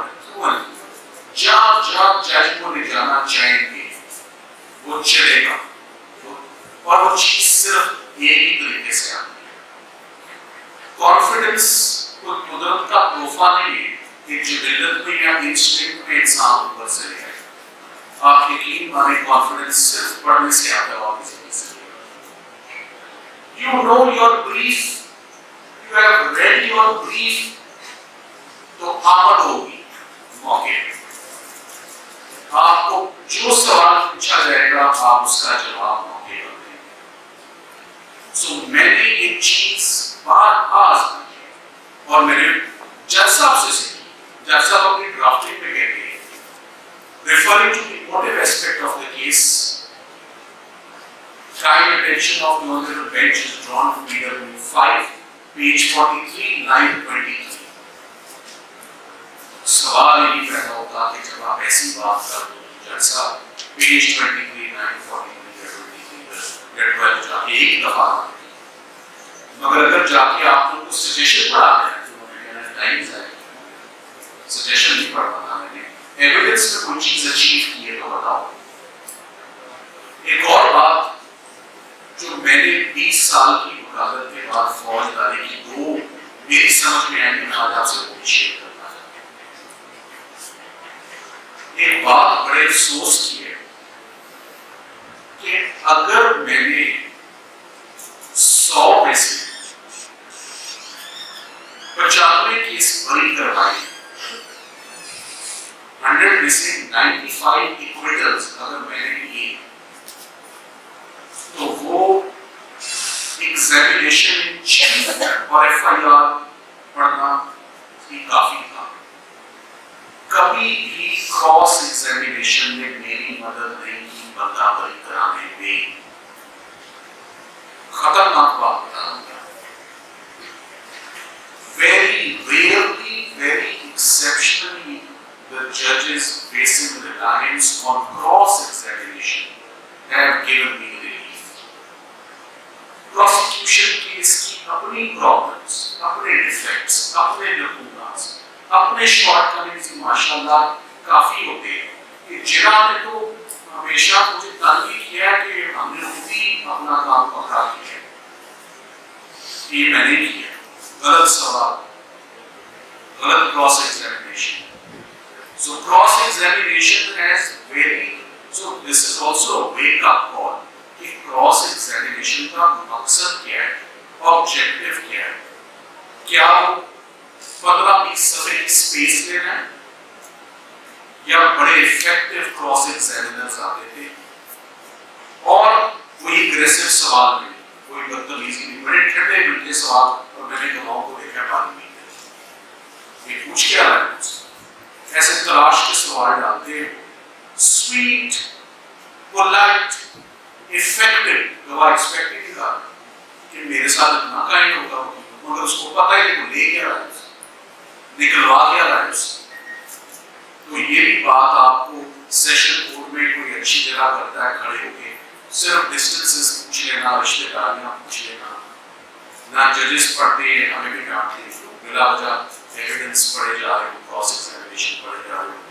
प्रॉब्लम्स तो और हैं, उसने रिकवरी के बाद खोके भेजे हैं, तो एफएसएल हम इसलिए आउट कर देते हैं, आप क्रॉस एग्जामिनेशन से कोई फायदा नहीं। So it is time that attention should be paid on the art and on the skill of cross examination, the only tool we have to discredit or disprove a witness is cross examination।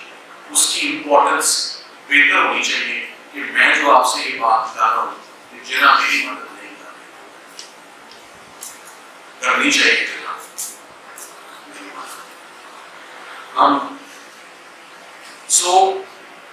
आपकी मैं आपको एक चीज समझ सकते हैं, हर वकील का एक अपना स्टाइल होता है और एक अपना काम करने का तरीका होता है। तरीका वही होता है जो आपके उस्ताद का होता है, आप उसी को कॉपी करते हैं, उसी को लेकर आगे चलते हैं। मैं अगर किसी सवाल का जवाब 2-3 सेकेंड्स में ना दे सकूं तो मैं थिड़क जाता हूँ, ये मेरी कमजोरी है। And one must know his or her weaknesses। और जजेस भी वेट नहीं करते। So in every case, जिन लोगों ने मिस्टर जस्टिस आसिफ खोसा साहब के पास केसेस आगे किए हैं, तो पहले 10 मिनट एक अपना फ्रेम बनाएंगे। Date of occurrence, time of reporting, complainant, resident of, relationship with the deceased, age, how many firearms, how many inside foods, postmortem, any emergency, injured couple, autopsy में और उसमें receiving of the dead body in the hospital, conducting of the autopsy, total injury scan, any blackening, how many entries, how many exits, आपकी command है, वो आपको लेकर चल रहे हैं और आप उनको लेकर चल रहे हैं कि आप मेडिकल एविडेंस करेंगे। How many eyewitnesses, please, how many produced two names, such and such, sons of, caste भी बता दें, पास केसेस में इंपॉर्टेंट है कास्ट रेजिडेंट ऑफ अच्छा 50 की रिएक्शन क्या कर रहा था has he given any explanation why he was there? No sir. So relationship intersect with the deceased दोनों गवाहों का आपस में क्या ताल्लुक है मैं जिधर जवाब ना दे सका मैं फालतू आपका performance should be so outstanding. Recovery witnesses, recovery कहाँ से करवाई, किसके घर से करवाई, आयु कौन था recovery witness कौन, ये minute detail, उससे भी पहले आता है, trial court judgment dated, so and so. Has the trial court believed other account? Yes sir. Paragraph A. How many acquitted? 3 sir. Reasons assigned. अभी पीछे का फॉर्मूले देखें sir इक्विटेड para 31 page 256 Mohammad Kaleem को बेनिफिट ऑफ डाउट किया है इसको क्यों इक्विट किया रीजन जो वकील लेस देन 3 सेकंड्स में जज को जवाब देता जाएगा वो वकील आप यकीन करें जब जज साहब अंदर जाएंगे उसी के फोन पाएंगे असिस्टेंस देना और नाम भी उसी का काम भी उसी के पास आएगा मैं कहता हूं काम आता है तो काम आता है या काम आ रहा है तो हो आएगा ताल्लुक काम से आपका परफॉर्मेंस जब तक जजेस ने लेकर नहीं आगे चलना बेसिक इंफॉर्मेशन तब तक उन्होंने आगे एविडेंस कर लिया तो एक नजर जरा आप प्लीज इस performance it's just the first part पूछते एफआईआर कहां दर्ज हुई किसने that is very important convicts क्या है उनकी एजेस क्या है डेट ऑफ अरेस्ट बता दें एज बड़ी इंपॉर्टेंट है अभी आपने पिछले दिनों एक सेमिनार जुवेनाइल जस्टिस सिस्टम पे किया that is also very important complainant कौन है Mohammed Saeed PW7 father of the deceased place of occurrence बताइए वो हुआ कहां है police station under section recorded by MLC's Kidney, deceased Kidney, eyewitnesses Kidney, recoveries from the spot और ये वो चीज है 50% तो एक शागिर्द तैयार होता है अगर वो इंफॉर्मेशन करेक्ट विद एक्यूरेसी वो सारी इंफॉर्मेशन सो योर परफॉर्मा और ये तो छोटा परफॉर्मा है फिर ऐसे मुल्ज़िम जो 5-5 7 और जज साहब को थोड़ी सी मायूसी होगी अगर आपसे कोई सवाल पूछते हैं और आप उस सवाल का जवाब जो है देंगे फिर वो पूछेंगे एमपीस किस दिन में वेपन किस दिन में डेट ऑफ अरेस्ट किस दिन पार्सल किस दिन बना एमपीस कौन सा मुकर्रर माल खाने देगा पीडब्ल्यू बता अगर आपको उसका वो ही नहीं पता अच्छा मैंने 2 जगह मार खाई एक जज साहब ने मुझे ऐलान किया मैंने अपने परफॉर्मेंस में बात डालनी शुरू कर दी ये मफरूक है yes sir how many years two years proclamation मैंने कहा जी सर हुई है एग्जिबिट से अंदर भी गवाह डाल दे मुझे गवाह सर मैं सर देखिए सर गवाह जब एक काम आया है मैं आपको एक बात बताना चाहता हूँ बड़ी इंपॉर्टेंट बात है मेरे वालिद गवर्नमेंट सर्वेंट थे कोई वकील नहीं मेरा कोई गांव नहीं मुझे एक छोटा एरिया मिलता था ना बहावलपुर मिल जाता तो बड़ा आसान होता था काम करना मैं लाहौर में आया एक सरकारी मुलाजिम का बेटा वकालत मुझे 10 लोगों ने कहा ना तुम्हारा पिंड है ना तुम्हारा गांव है ना तुम्हारे वालिद वकील हैं और शादी में मुझे करने की है ससुर में तुम्हारे जो है ना वो ना जज है ना वकील है तो कैसे चलेगा मैंने जब पहली अपील अपनी आदमी की 2 साल उस्ताद के साथ काम सीख कर मियां नजमुल समा और नईमुल्लाह शेरवानी साहब थे बड़े नामवर जजेस थे तो उन्होंने पहली अपील सुनने के बाद और पहली अपील भी खोसा साहब मुल्जिमों के वकील ने उनके अगेंस्ट की 2002 की बात तो मुझे 4 बजे जज साहब ने तलब कर दिया I was 23 young boy like you chamber में गया कि पता नहीं क्या बदतमीजी कोई ऐसी हो गई हो, आर्ग्यू करते हुए उन्होंने मुझसे पहला सवाल ये पूछा, फॉरेन क्वालिफाइड? उनका फॉरेन क्वालिफाइड तो अंग्रेजियां सारी ठीक हो, मुझे ये बताओ जो बातें आज की है 23 साल की उम्र में तुम्हें पता कैसे, तुम्हें सिखाई कैसे, तुम्हें ये बातें how do you know this? मैंने कहा सर 2-3 साल college class that explains it. So मेरा जो चिंता था उसी में पूरा हो गया जैसे मैंने पहला केस किया जलसे हमारे का काम सीखे। तो जो ये ऐसे ही है जैसे कोई म्यूजिक सुनने वाला है तो पहले सुर नहीं पकड़ने के तेरा सुर कच्चा है या पक्का है, ये काम जानते या नहीं जानते। सो आप लोग इस ट्यूटलेज के पीरियड के अंदर what you learn is it is very important that when you argue your appeals, एक बात तो मैं उसके ऊपर बात करना चाहूंगा, ये कहना कि कामयाबी से तो सिर्फ वो बोल पाते हैं जो फॉरेन क्वालिफाइड होते हैं या बैरिस्टर होते हैं या LLM करके आते हैं, बहुत बड़ी गलत फहमी है। मैं 100 बैरिस्टर्स बता देता हूँ जो इतने लकी नहीं है, और मैं 200 सिंपल LLB बता देता हूँ जो बहुत कामयाब वकील हैं, पंजाब यूनिवर्सिटी के पढ़े हुए और नाम पैदा किया उन्होंने अपने फील्ड और अपने प्रोफेशन। 2-3 चीजें बहुत इंपॉर्टेंट है। हमारा फील्ड और हमारा प्रोफेशन है ये about public speaking, it is about presenting the case, it is about articulation, it is about clarity, it is कैसे present करोगे। हम कहते ना my lord की मैं माउथ पीस करता हूँ अपने क्लाइंट का, क्यों? मुझे फैक्ट्स बेहतर पता है, मुझे कानून आता है और मैं तुमसे बेहतर अंदाजे न्याय गुफ्तगू में तुम्हारा केस प्रेजेंट करूँगा। अंग्रेजी में केस प्रेजेंट करना कहीं नहीं लिखा हो। आपने नहीं सुना तो डॉक्टर क्लासेस को आर्ग्यू करते सुनते, अंग्रेजी की ड्राफ्टिंग आप पढ़े तो ऐसी जबरदस्त उनकी आउटस्टैंडिंग वोकैबुलरी, मगर केस अपना उर्दू में आर्ग्यू करेंगे और कहेंगे कि आली चा सवा नंबर कितना आप देखें और मोमेंटम और समा बांध के वो केस आर्ग्यू करते हैं। सो अपनी लर्निंग के नंबर 1 अखबार खत्म हो गए, डॉन खत्म हो गया, न्यूज खत्म हो गया, फोन आ गए।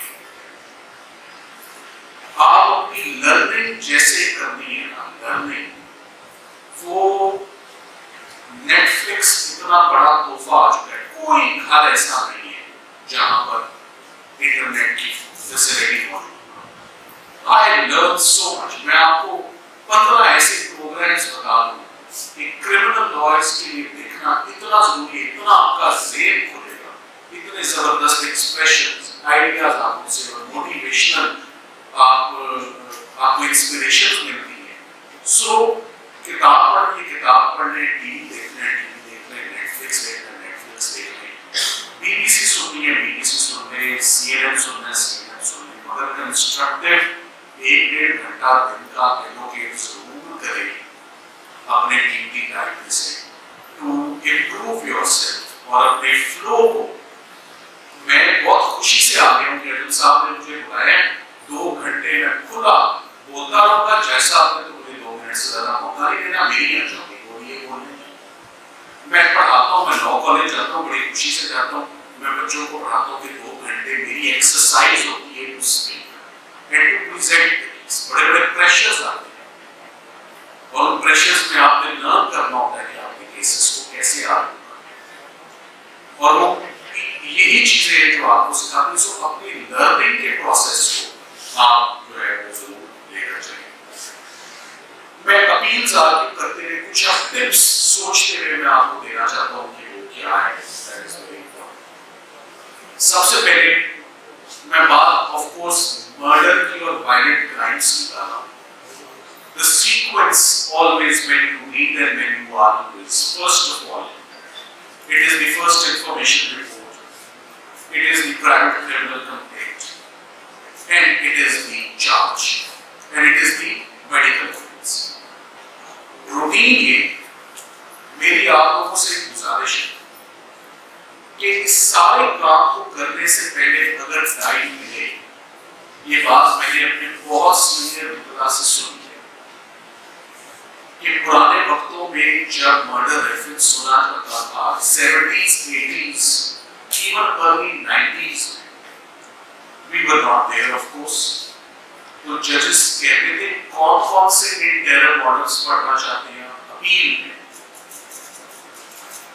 इन टेरर मॉडल्स पढ़ लें जिसमें आज कौन इन टेरर मॉडल्स पढ़ रहे हैं जी, वक्त बदल चुका है। आज आप FIR पढ़ते हैं तो कहते हैं what are your points? No one gives you the permission to go to the evidence. Sir मैं सबसे पहले चार्ज करूंगा और हम देखेंगे कि चार्ज इफेक्टिवली करेगा।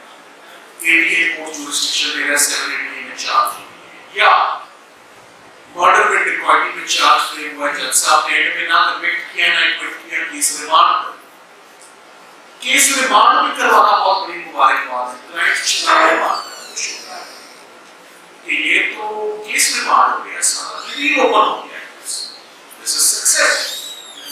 Never lose sight of the charge. Never lose sight of 342.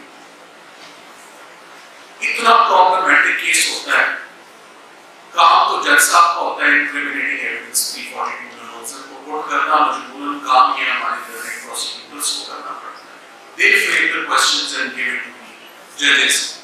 और उसमें वो क्वेश्चन पुट ही नहीं किया होता, रिकवरी पुट ही नहीं की, प्रोक्लेमेशन एक्सकॉर्डिंग पुट ही नहीं की, कि मुझे 2 साल मफरूज है। जज साहब कहते हैं आपके रास्ते सबसे मुश्किल बात ये आप 2 साल मफरूज है। मैं कहूँगा 342 में मुझे पुट ही नहीं की, this evidence can not be red against me. नाराज तो होंगे जज साहब, दिल में रखेंगे, लिखने में नहीं आ सकता कि मैं इसको समझ सकता हूँ। सो ये छोटी-छोटी चीजें हमने कहीं ना कहीं से केस को पकड़ना होगा। रिपोर्टें मत उर्दू में, अच्छा एक और जो लोग ट्रायल्स करते हैं, बड़ी इंपॉर्टेंट बात, मुलाहिजा मौका first inspection note Jimmy number 1 से बड़ी इंपॉर्टेंट जिम्मी कोई हो नहीं सकती किसी भी ट्रायल या किसी भी जो उसमें से मिलेगा कुछ भी नहीं। शायद दूसरी तीसरी जिम्मियों में ये मिल जाए कि मुद्दई ने अपने शक का इजहार BC लीगल भी किया था, जिनको गिरफ्तार किया था, तो वे नहीं जाता। और एक मैंने आपको दूसरी जो बात कही, जो मैंने आज समझा, अभी भी लर्निंग कर रहे हैं, लर्निंग का प्रोसेस। FIR में लिखा है कि मेरे बेटे को ABC ने कत्ल किया और 2 नामालूम थे। 2 नामालूम रखे इसलिए होते हैं कि इन्होंने तो कत्ल किया। ऑफ कोर्स जब उनका नाम पता चलेगा तो वो इंडिकेट कर देगा मैं आपको बता दें। नामालूम में जब नाम शख्स नॉमिनेट होकर आता है तो सबसे मजे से निकल जाता है, मैं तो तत्ते में काम वही मुझसे सही होता है मेरा तजुर्बा, जिसको सिस्टम में करके बात निकालते हैं FIR का मकसद ये तो अननोन था। बाद में मुद्दई ने इसका नाम लिखवा दिया, बाद में मुद्दई को पता चलता है स्पॉन्सर्ड के लिए कि ये असैसिन ये था, इसका नाम तो कनेक्शन। तो you pick up things and you learn things with the passage of time. The sequence always has to be focus on the FIR and only read.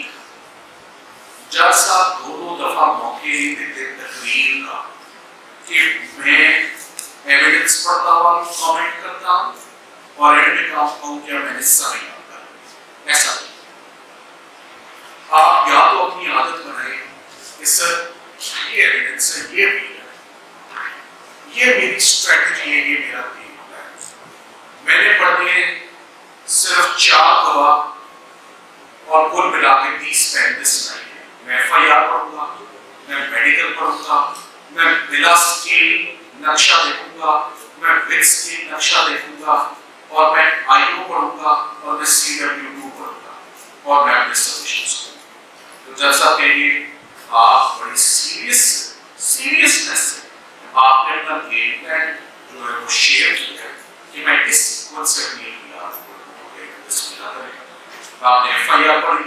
Now sir page 32 the doctor line number 3 plastic bag body care sir नक्शा मौका 20 foot से fire किया sir ये mechanic और bad लेकिन आप कौन छोटे डाले बैड नहीं कर सकता कैसे किया medical evidence done major blow दे दिया आपने हॉस्पिटल छोटी बात तो वो नहीं सुने सर ये देखिए एक डेड बॉडी 4 घंटे का पड़ी रही पोस्टमार्टम इसका ये वो बात करेगा जिसने काम नहीं किया जिसने काम किया है वो जैसा आपका उतना पेशेंस आजमाएगा क्योंकि पेशेंस ने ही वक्त को समझे जबरदस्ती केस सुनाएगा हम सकते जो हमें ये एडजस्टमेंट करनी पड़ती है और आपको माफिया मांगनी पड़ती है पेरेंट्स से सॉरी बोलना पड़ता है उन्होंने नहीं बना उन्होंने अब कहना आप ऐसे या वैसे हो आप 3 घंटे केस सुनेंगे या 3 घंटे केस सुनेंगे कैसे सुनाओ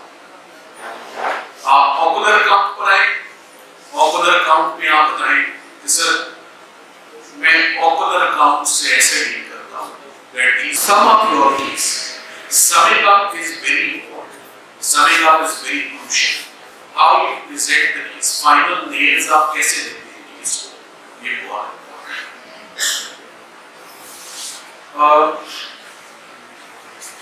केस ऑफ द कंप्लेनेंट पर 2 मिनट बात करूंगा डिफेंस की तो बहुत बात हो गई finally when the judges come towards the complainant counsel तो आजकल बजाय इसके कि कंप्लेनेंट काउंसिल अपनी बहस करे जज साहब कहते मेरे 2 सवालों के जवाब आप दे दें पोस्टमार्टम लेट क्यों हुआ या आपने ये रुकवा कैसे दिया और अगर आप कहते नहीं सर मैं अपने सिंपल से बहस करूंगा तो वो बात जजेस पर एप्रिशिएट वो बेहतर है कि आप जब आपकी कोर्ट में फाइनली बॉल आएगा एज कंप्लेनेंट काउंसिल तो you would only have very short time maybe less than 5 minutes to present your case मैं ये समझता हूँ कि बहुत सारे लोग आप anxious हैं to go to the Juma place मैं मेरे पास बातें तो वो चलती रहेंगी वो खत्म नहीं होंगी there is so much to share जुमा ठीक 1 बजे होता है ठीक है मैं चाहता ये हूँ कि please if you have any questions आपकी इजाजत से प्लीज आपके पास कोई सवाल है तो please ask your questions at the right time sir first of all I'm very grateful to you to be here with us and I congratulate you for explaining and delivering a comprehensive lecture on the subject of criminal law. Thank you sir.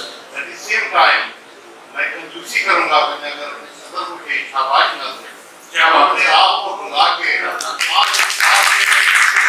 आप यकीन करें मोहतरम आपने एहसान किया है कि जो ऑब्जर्वेशन मेरे बड़े भाई सम्मान ने किए कि हम पढ़ना ही नहीं चाहते हम मेहनत करना ही नहीं चाहते हम सीखना ही नहीं चाहते हम ड्रॉपिंग से भी नहीं जाते हम नोज़ाई घर पे भी नहीं जाते हम एक कंप्यूटर वाले के मुताबिक हो गए हैं उसी को अपना मदद बना के और उसी को भी हम सारा कुछ कर रहे हैं मुझे याद है 35 साल पहले जैसे आपने जो चार्ट की बात की हम वो भी नहीं बनाते हैं कोई चार्ट होता था कि जब जजेस सवाल पूछते थे तो 1 सेकंड में पूरा 1 मिनट में पूरा केस खोल जाता था तो हाईली ग्रेटफुल और मैं भी आपकी एक ही बात से मुतफिक हूँ हमें मेहनत करनी होगी हमें किताब भी देखनी होगी वक्त भी करना होगा ड्राफ्टिंग भी आना होगा सीनियर की रिस्पेक्ट भी करनी होगी सबसे पहले सीखना होगा उनसे सीखना होगा जो मेरे सीनियर थे मैं नाम नहीं लूंगा उन्होंने मुझे कहा था अगर पूछोगे तो बताऊंगा नहीं पूछोगे तो नहीं बताऊंगा तो हमें यही कोशिश करनी चाहिए शौक लगन कमिटमेंट हमें इस विषय में अगर हम आए हैं तो काम करना है थैंक यू वेरी मच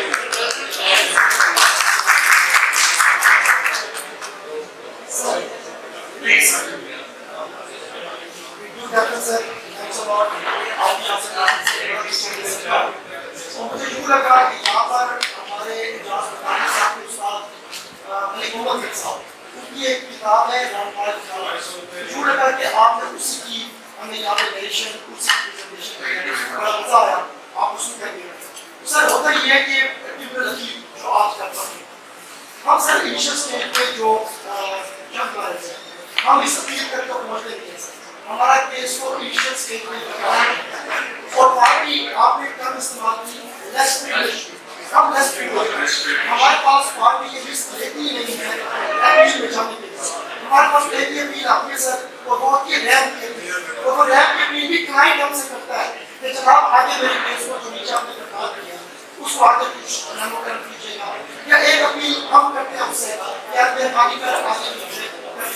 तो सर मेरा बहुत सवाल तो इनिशियल स्टेज में एक मर्डर होता है और उस मर्डर केस में आपका यार खाली हो जाती है, इजरार रिपोर्ट के बाद मौत होती है, इस याद होती है।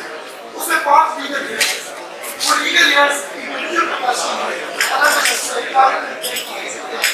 हर कंप्लेंट में कहीं को मुनासिबत है उन तमाम गोल्स की जो एक्यूज की कई जिक्र में कुछ कोई नहीं। तो सर मेरा मसला सवाल ये है कि फाइल का एक चार्ज इसके इसमें कैसे होगा और उसका एक कैसे मैं समझा ये आपके सवाल से कि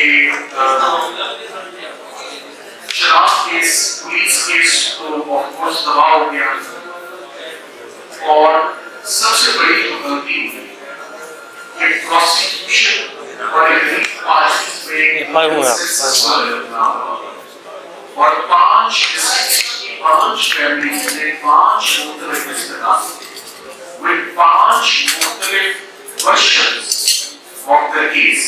ये ट्रायल कोर्ट के पास और कोई चारा नहीं। He has no means to consolidate all 5 criminal complaints into one because each criminal complaint would have different set of accused, different set of witnesses, different allegations, different rules। Unfortunately, बदला तो इस case का कुछ नहीं है। यहाँ पर तो 2 वर्षन आ जाए, 2 वर्षन आ जाए, केस ऑफ मर्डर इंक्वायरी या केस ऑफ एक्विटल लग जाता है।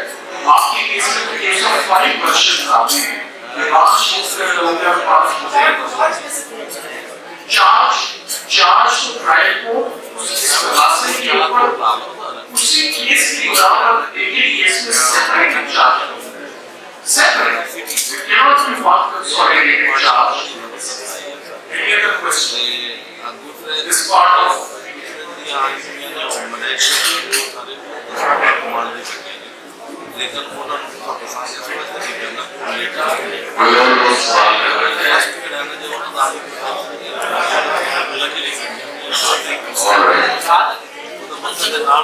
So in the last, thank you very much, Mr. Master.